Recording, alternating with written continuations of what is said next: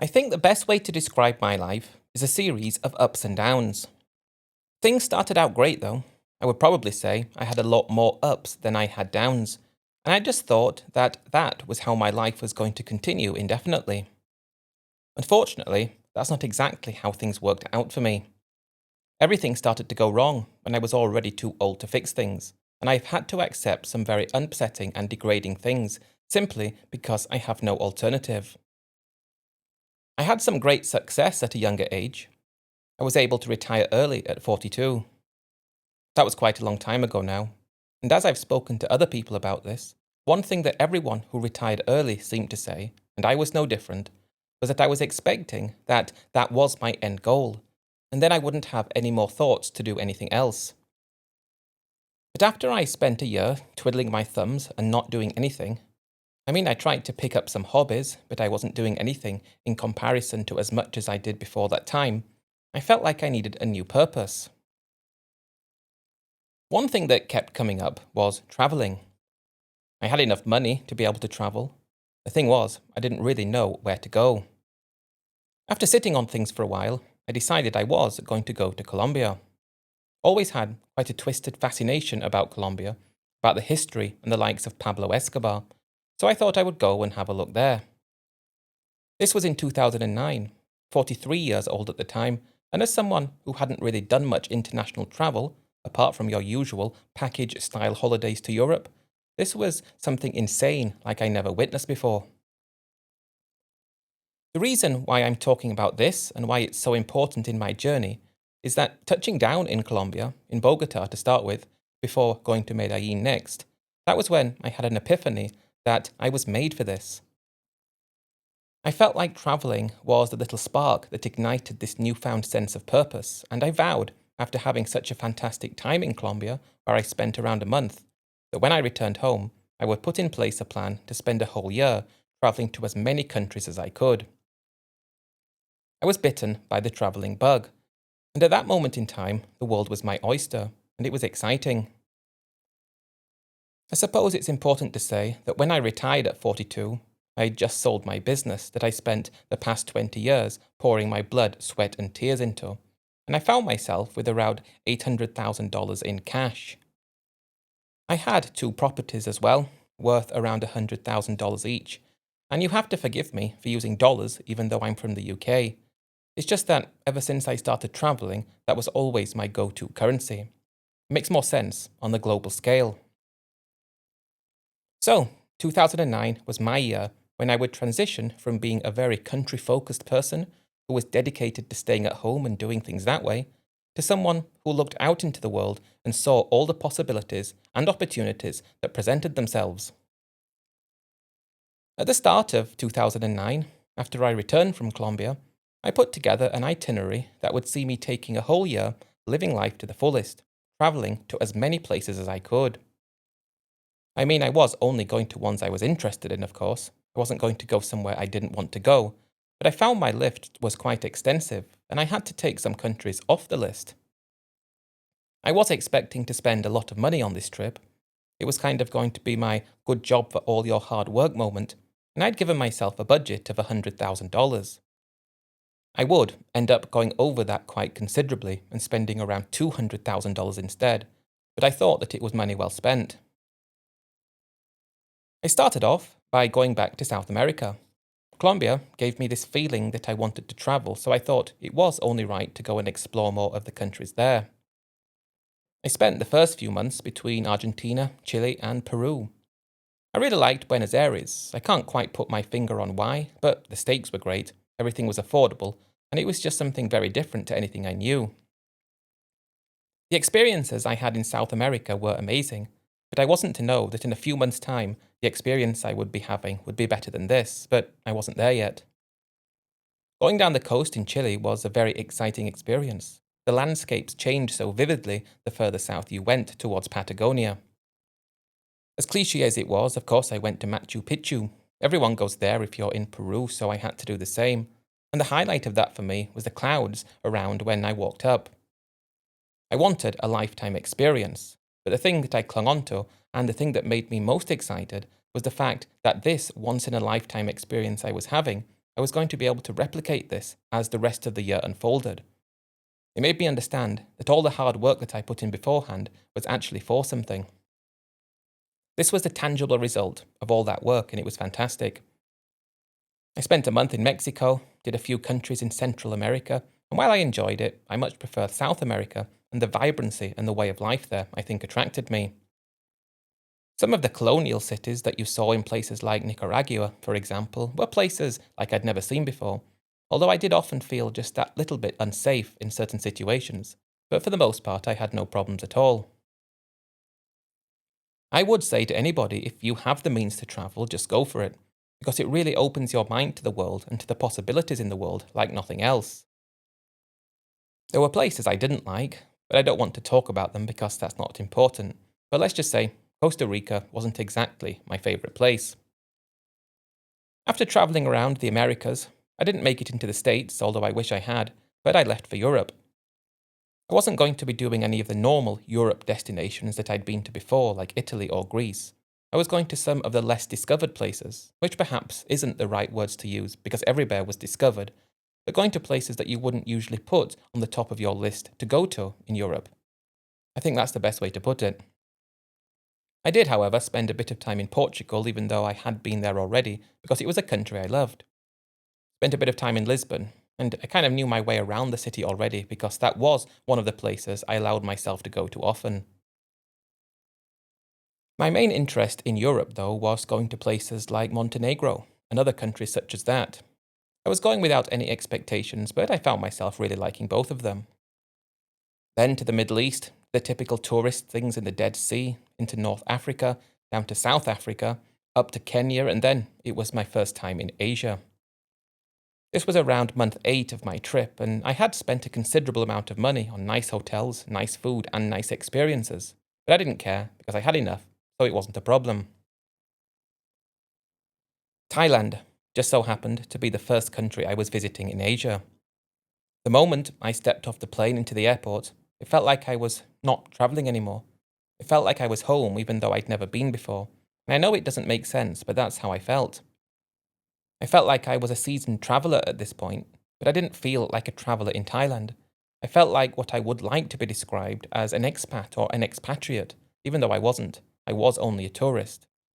It didn't feel like a place where you wanted to just holiday. It felt like a place where you wanted to live, and that's exactly what Thailand did to me. Bangkok was the best of all the cities I'd been to up until then. I even went up north to Chiang Mai, and that was like somewhere I'd never been before. It was different in Thailand. You didn't have to be on your guard all the time. You didn't have to worry about something happening. You didn't have to be careful when you put your phone down. You didn't have to worry about things like that because it just felt incredibly safe and comforting in a way. I did plan to spend 2 weeks in Thailand, which is what I did because I had to keep an itinerary. I went next to Vietnam and Cambodia, which were great, but nothing on Thailand. And I left to continue my adventure, going to Japan, Australia, and New Zealand. From there, it was 2 long flights home, and I was having the best time of my life.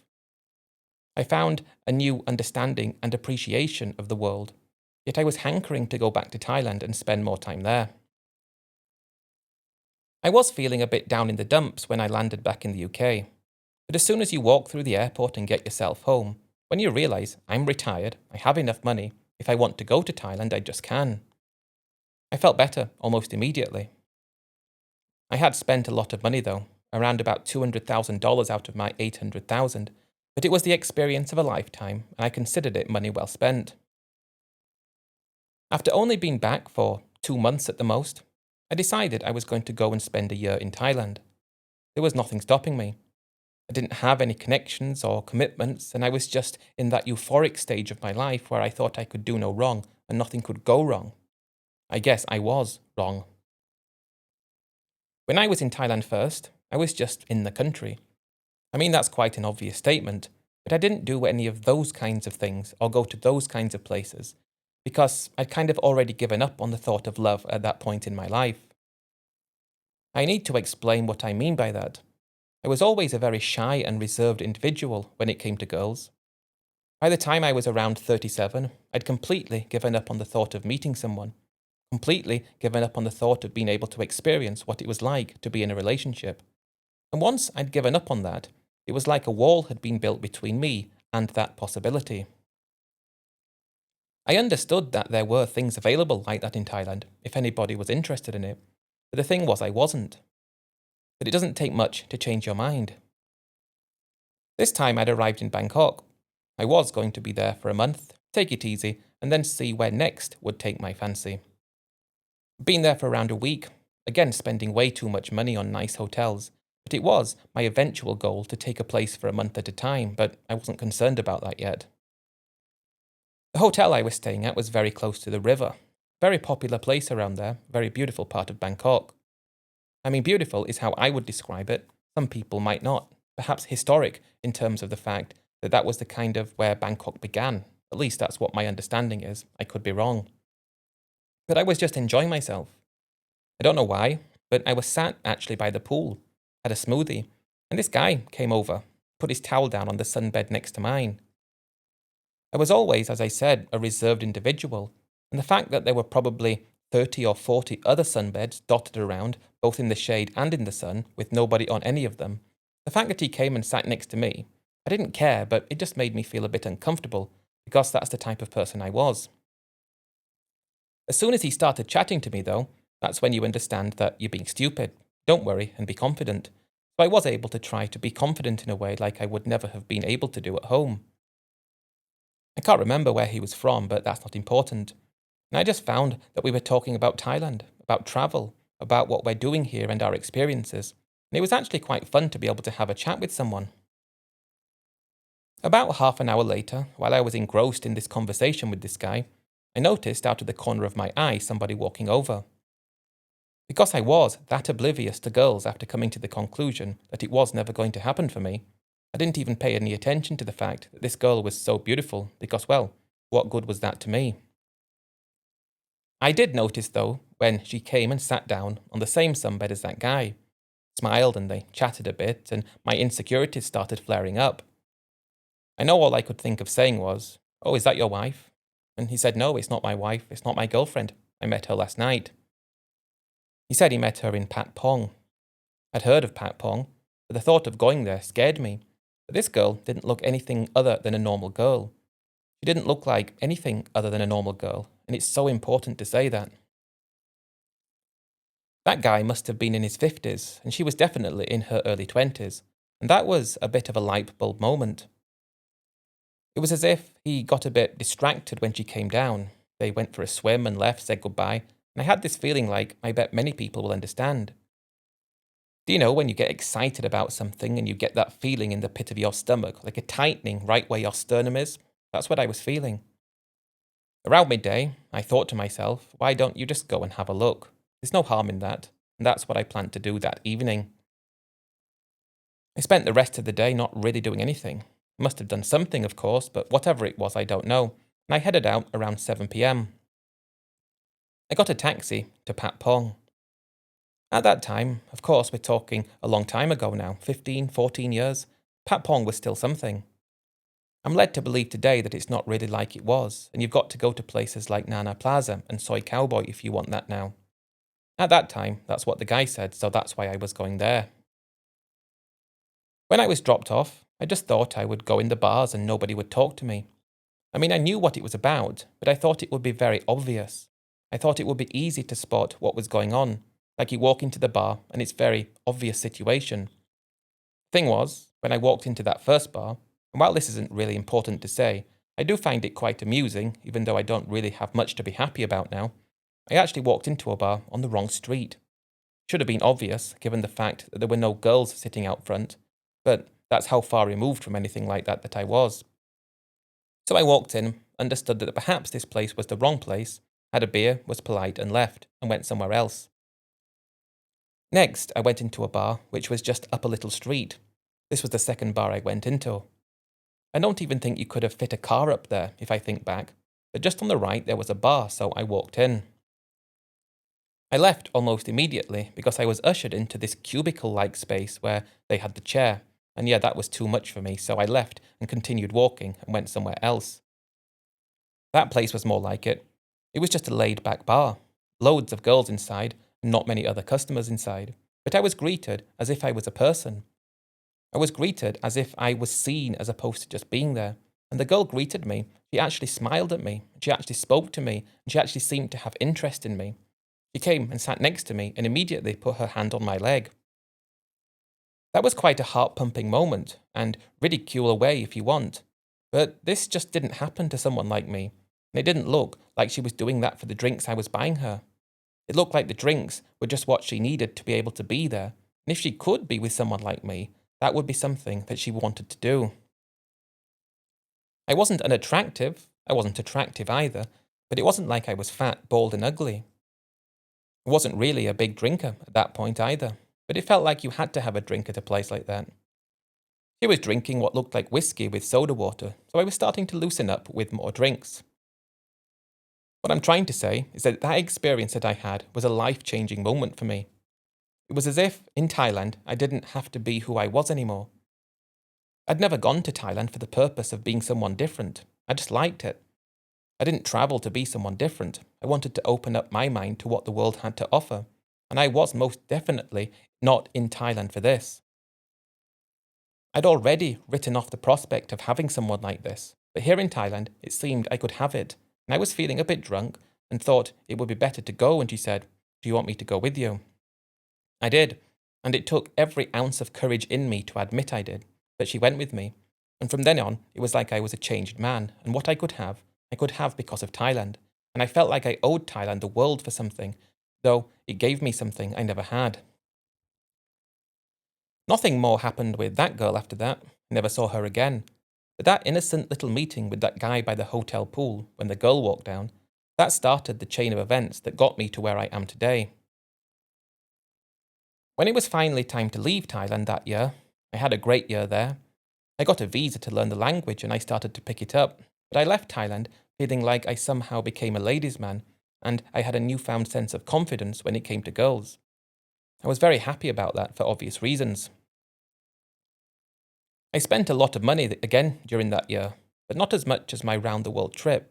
But I spent a lot, and I was starting to think if I'm not careful, I'm not going to have enough to last the rest of my life. That's why I kept thinking about Thailand though, because things were cheap there. The reason I was spending a lot because I considered the fact I was there as being an extended holiday. I wasn't living there permanently. I was there on an extended 1-year holiday. I just thought if I moved there, I would spend less. And I even thought I could actually have a real relationship. I'd come close during that year. I spent 3 months with one girl, and the only reason that came to an end was because this newfound ladies' man that was in me met another girl that I liked even more and broke it off with her. Only to find that this one was getting money sent from loads of guys overseas, and that kind of removed the allure somewhat. If I took stock on the situation at that time, I would say I still had enough money to see me out. I still had my houses, and I was about 45, so still not that old yet. But I was loving what travelling did to me, and loving what Thailand did to me. When I was back home at the end of 2011 into early 2012, after that year in Thailand, it was a question of deciding what the best thing for me to do was going to be. I thought about going to do another year in Thailand to make sure, or I just thought about moving there permanently, and potentially the best thing for me to have done would have been to just move there permanently and get it over with. But because I decided to take another year, I think I went in with the wrong mentality. Again, I spent way too much money because my mind was telling me I was there on holiday, not to live, and that was stupid, but that's what I did. And I went back at the start of 2012 for another year, continued learning the language via a language school that allowed me to get the visa, and I enjoyed it. When I was back home for that 2 or 3 months while I was thinking about what to do, it wasn't like I was me.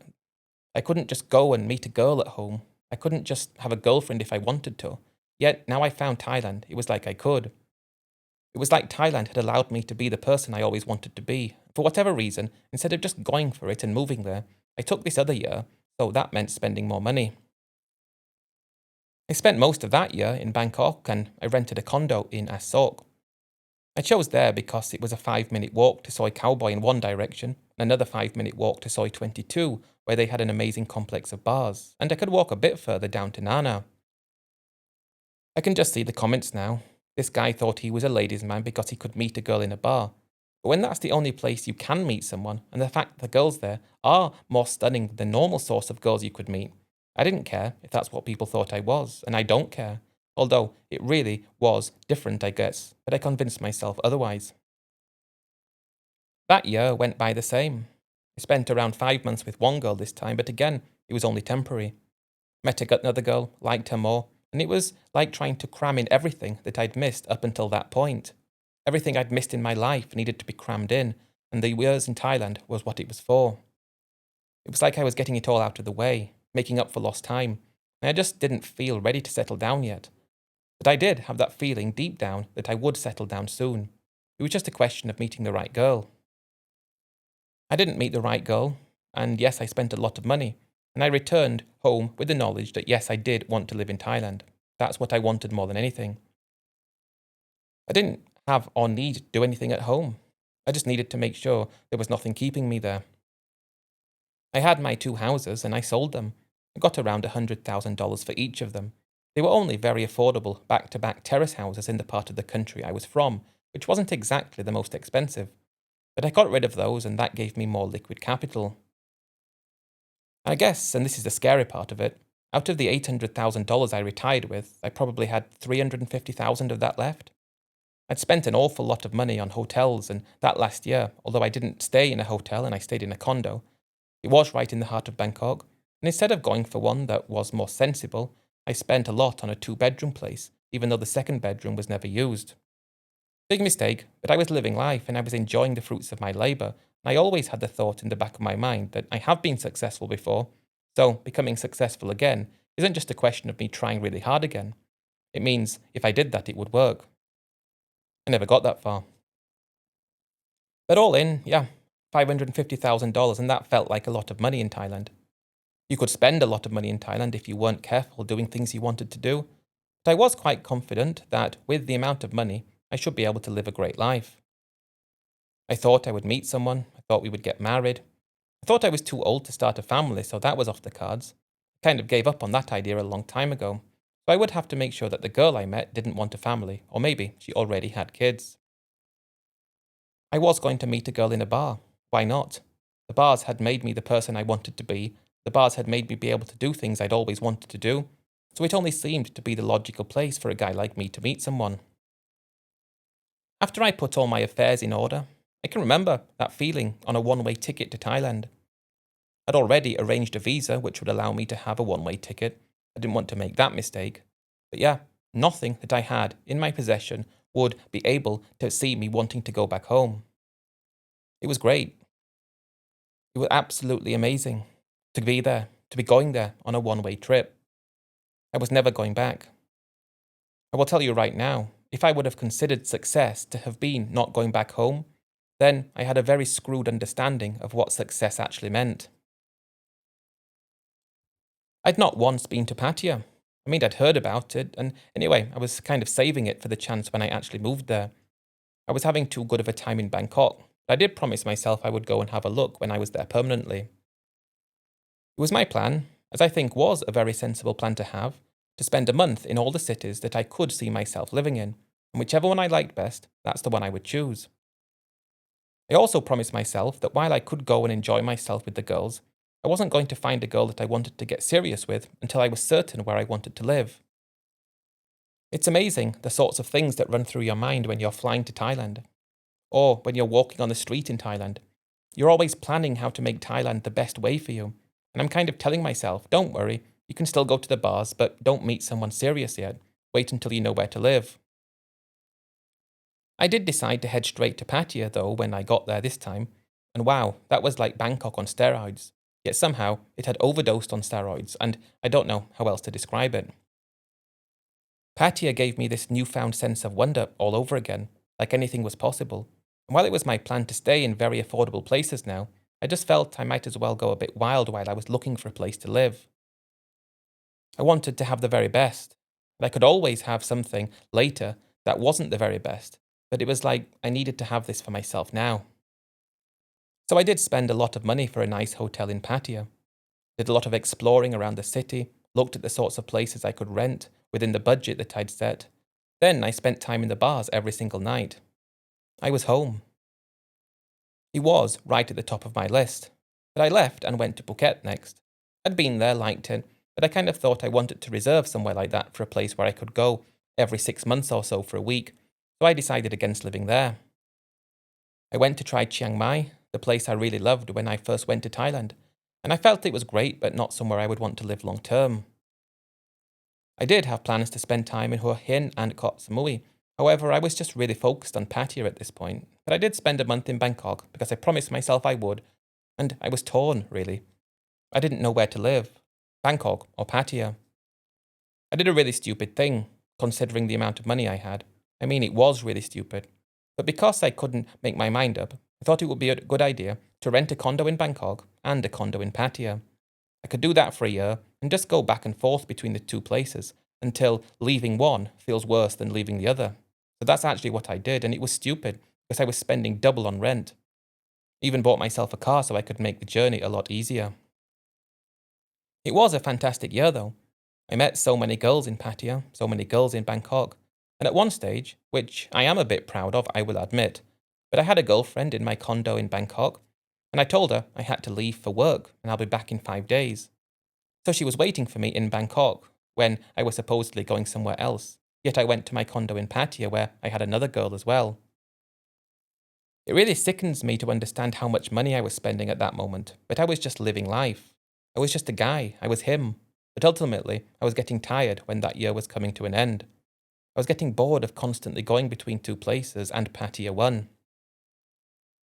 I told myself now it was time to settle down. Now it was time to be sensible, given the fact I'd blown through so much money that year, so many girlfriends, yet now it's time to meet the one. If I could meet the one, then we could settle down, and what I could have would be invested and would give me enough money to live. That was a point in time where things could still work. That was a point in time where if I'd done what I should have done and what I planned to do, things would have been great now, as opposed to sitting here suffering in complete silence because there's nothing else for me to do. Needless to say, I didn't really follow that plan very carefully. I mean, it's like I didn't even bother looking at the plan and decided to make it up as I went along. I thought I had good intentions when things started out. I gave up that condo in Bangkok, gave up the condo in Pattaya, and I downsized, spending $15,000 a month on a small one-bedroom unit. Before that, I will admit that I was spending double that, $30,000 on a condo in Bangkok and $30,000 on a condo in Pattaya. I don't know what I was thinking, but I was just living for the moment. Now, though, I downsized and I was just waiting until I met the girl that would become my wife.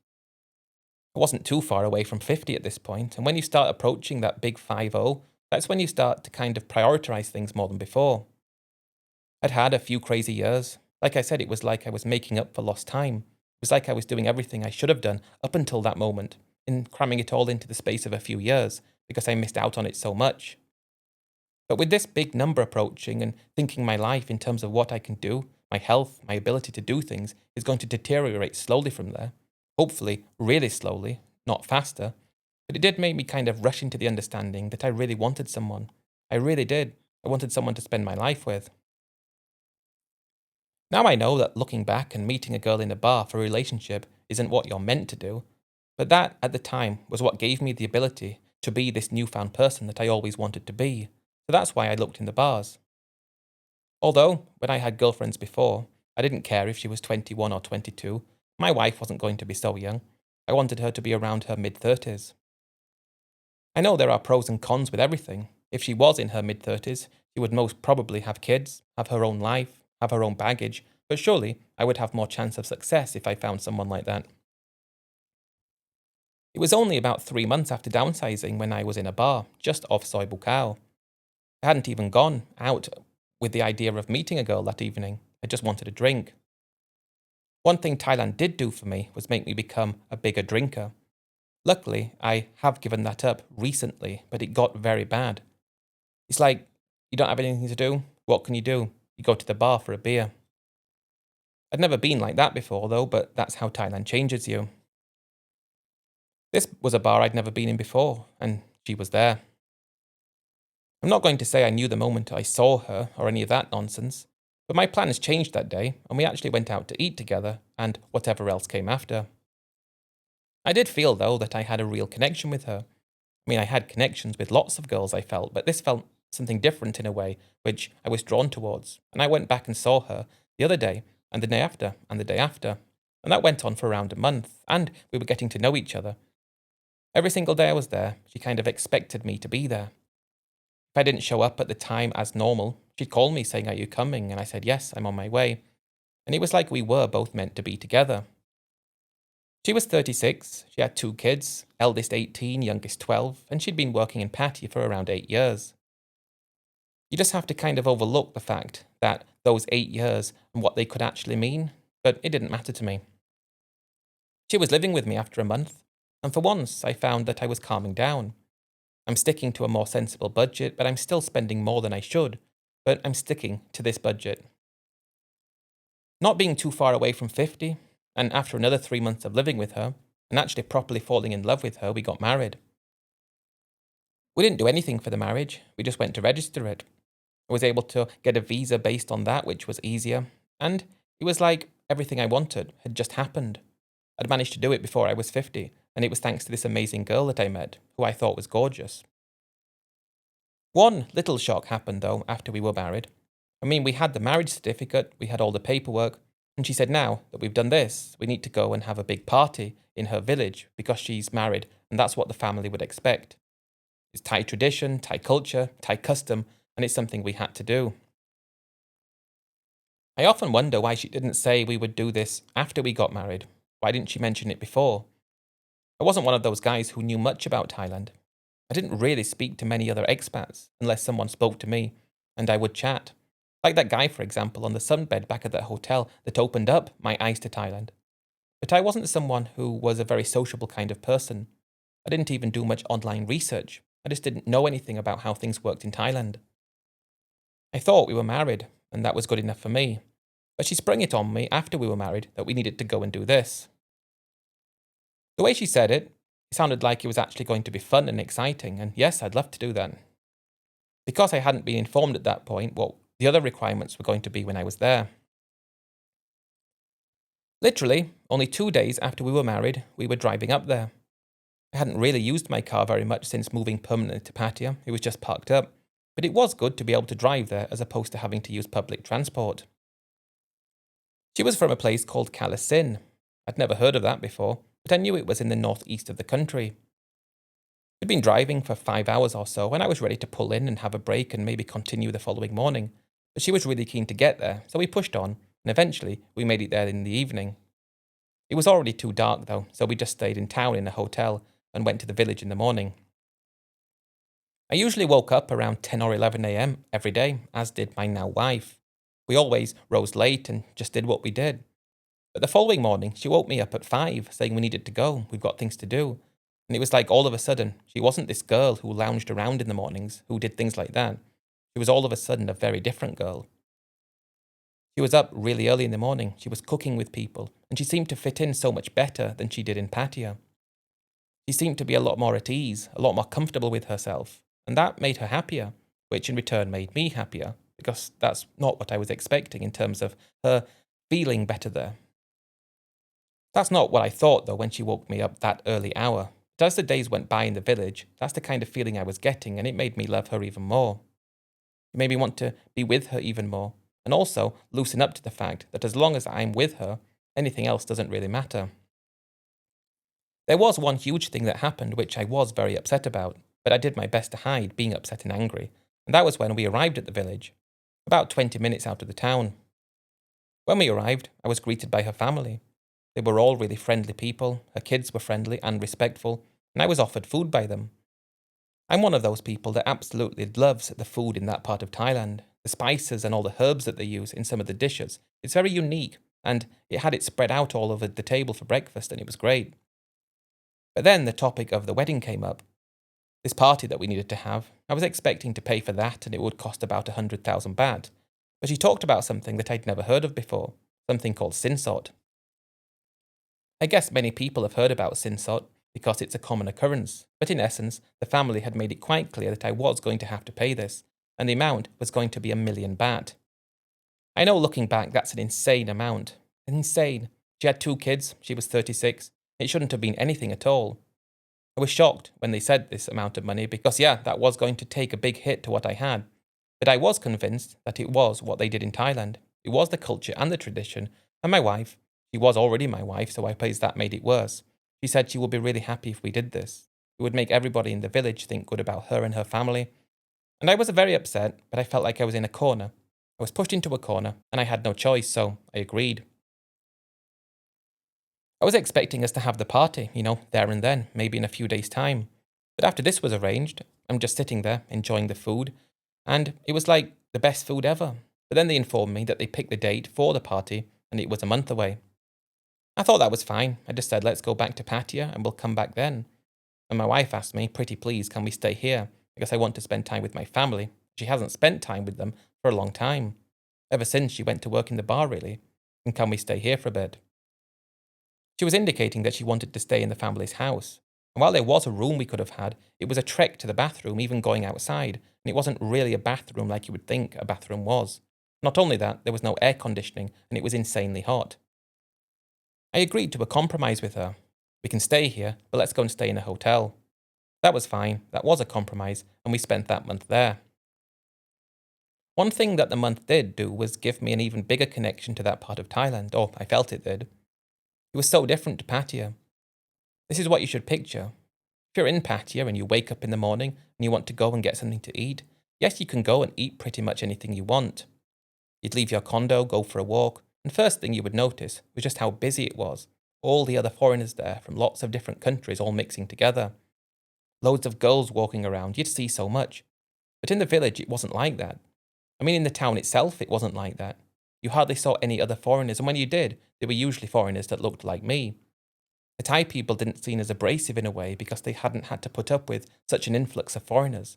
They were a lot more welcoming, more friendly, and I think what I'm trying to say is that when you're at a place like that, you feel even more like you're living in Thailand, whereas in Pattaya you feel like you're living there, but you're on the periphery somehow. Here you're in the thick of it.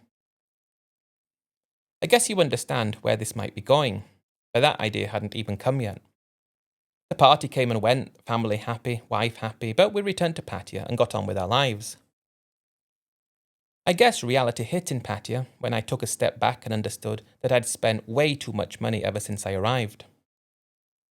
Arriving with around $550,000, it felt like all the money in the world. Yet given the fact that I overspent on 2 condos for a year, given the fact I bought a car, also the money for Sinsort and everything else I spent, I had closer to about $300,000 at this point, which was a huge shock to say the least.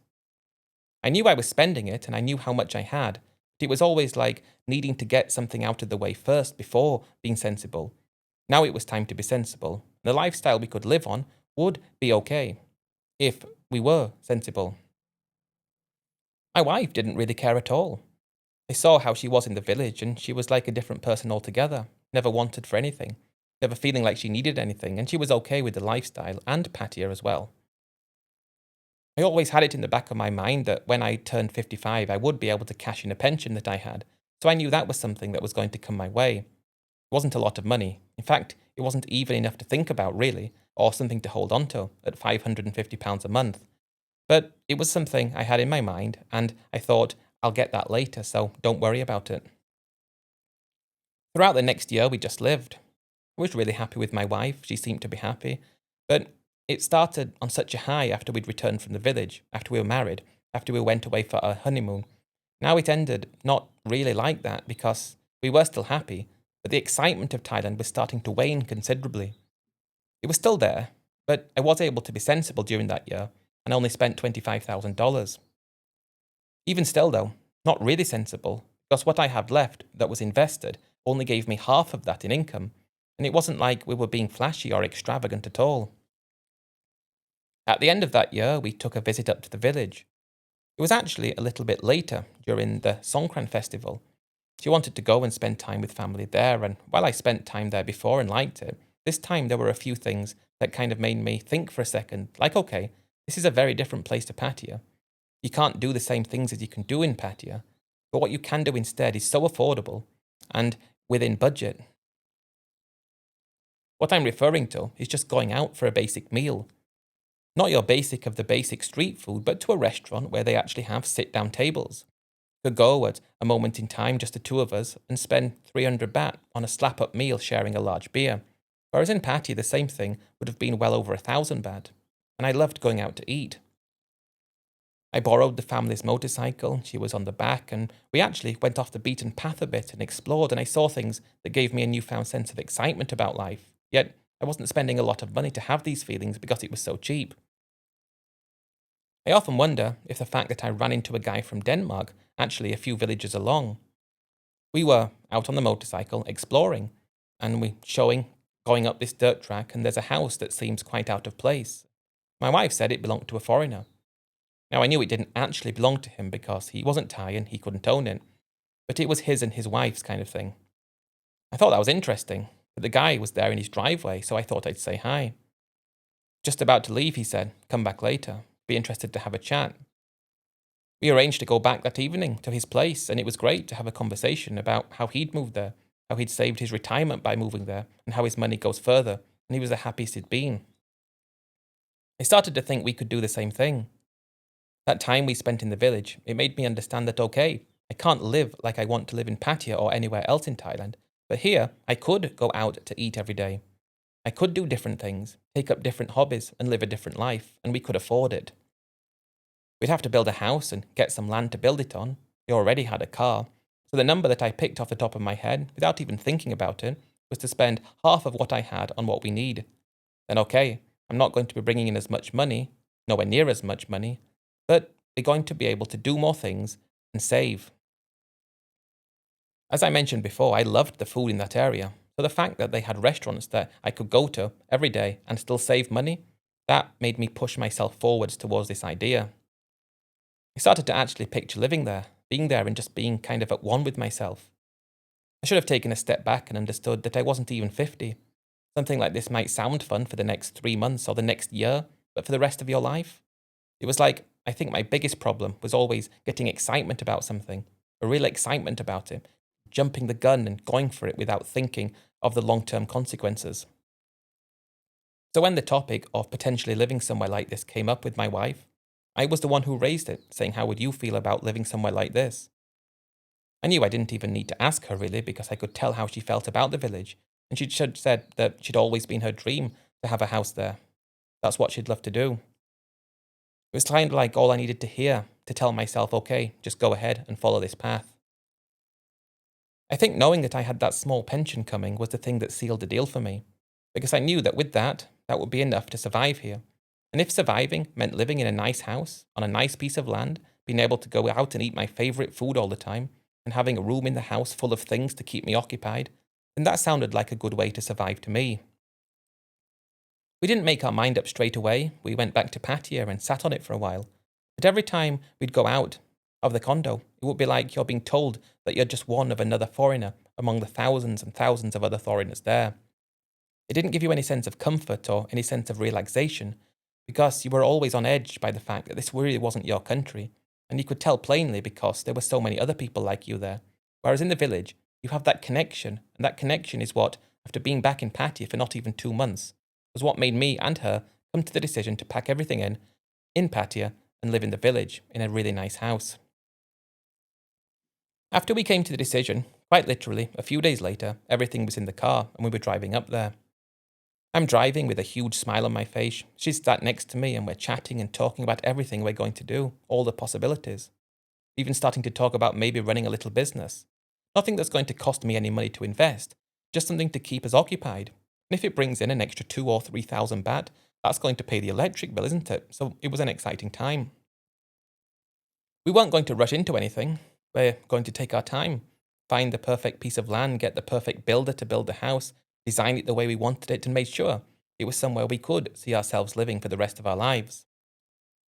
At the time, I always thought the rest of my life, and it filled me with excitement thinking about all the things we could do there.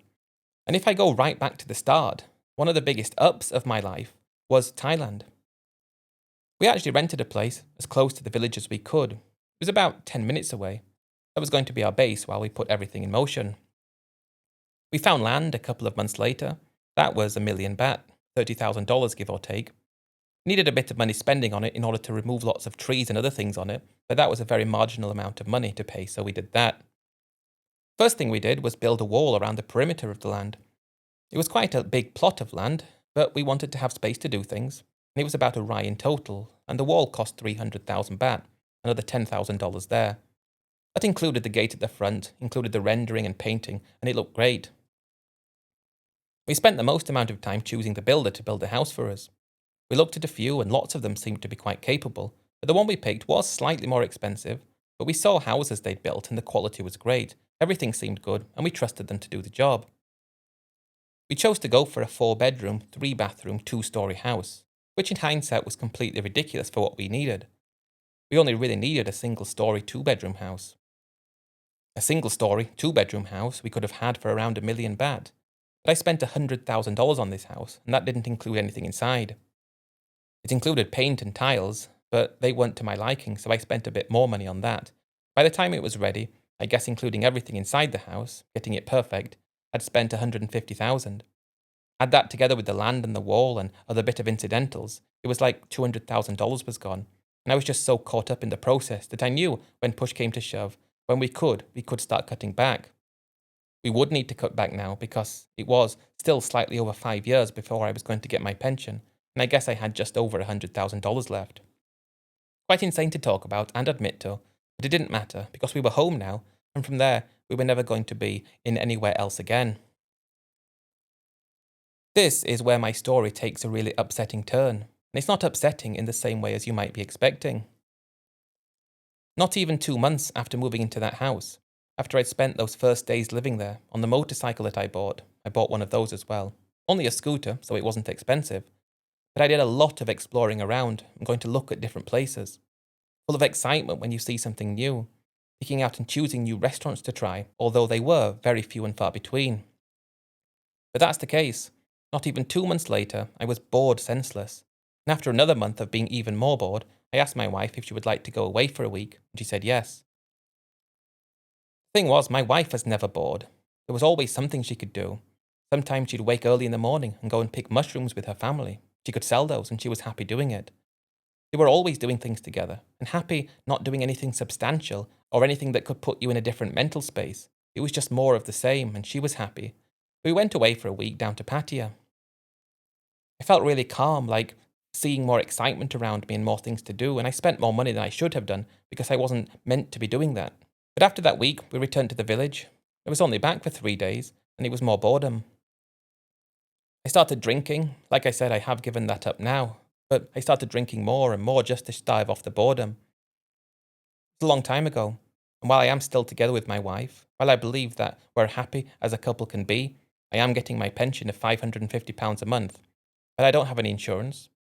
I have a visa based on my wife, and that's my only money in the world. 400,000 baht sitting in a Thai bank account which I can't touch. Nearly a decade has passed since then, and I just exist. I fulfilled my dream of never having to go home again and never having to work again. I'm retired still, but I'm older, and any sign of any emergency that comes my way, there'll be nothing I can do about it. The reason why I think this is so important is because I put all my eggs in one basket. While many guys put all their eggs in one basket as well, and their basket completely breaks in its devastation and a sign of them having to leave.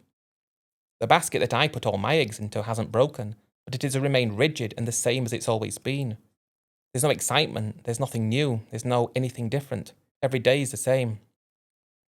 After I lived in the house for around a year, I was contemplating going home and working again, but my wife convinced me not to because we were happy, and it seemed to be enough for her.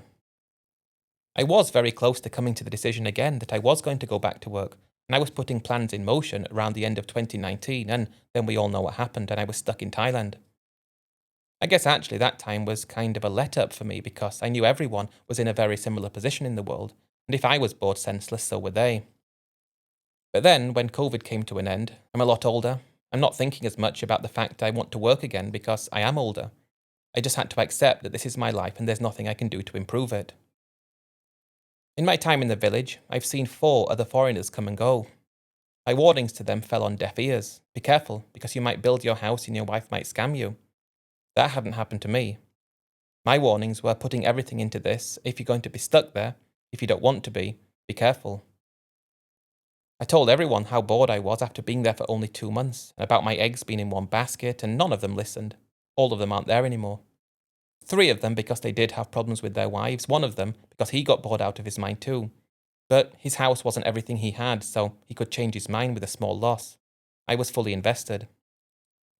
This is where I'm going to remain, on a marginal amount of money coming in every month, but we can live on it. We do go out to eat at restaurants because it's affordable still. My wife does try to do things to make more money, and she makes bits and pieces here and there. But I don't have anything to do. Up until I moved to the village, probably up until I gave up having a condo in Bangkok and a condo in Pattaya at the same time and moved to Pattaya, up until then, I always needed constant stimulation. Not because I needed it for the sake of it, I needed it to keep my sanity. I somehow convinced myself, though, that by doing what we were doing, it was securing my future, and my future together with my wife at that moment in time, regardless of the amount of suffering I would have to go through the following years. Securing my future, I considered more important. It was more important in the moment. It was the most important thing in the moment, but I was securing a future that was going to destroy me both mentally and physically. I don't have anything bad to say about my wife or her family, apart from the incident with the sinsod. Nothing else bad to say about them. The thing is, though, this house will be the perfect place to spend a month after getting away from all the craziness of somewhere else. But to spend all your time here, when you have absolutely no other choice, you need to think long and hard if you could take the isolation, the boredom, and the inability to do anything else because you've already invested so much here and you have no other choice. That's my story. I would say it's my honest reflection of what living in a place like this is actually like. This is not what people will tell you who are in the early stage of it, who have just done it. People who are in the honeymoon phase, they're not going to say like this. When it gets to the point that that's all you can do, and all you want to do is anything else, that's when you tell yourself you made a mistake. I tell myself every day I made a mistake, and if I could have my time again, well, I wouldn't have done that. After I got married, I would have understood that I didn't have everything or enough to have the life I wanted, and any kind of compromise by doing something like going to live in a Thai village, in the middle of nowhere, wouldn't be my best long-term health. I would have taken my wife home with me, and I would have worked, started a new business, made more money, and retired in the future. But I didn't, and I can't have my time again. I wish I could have my time again.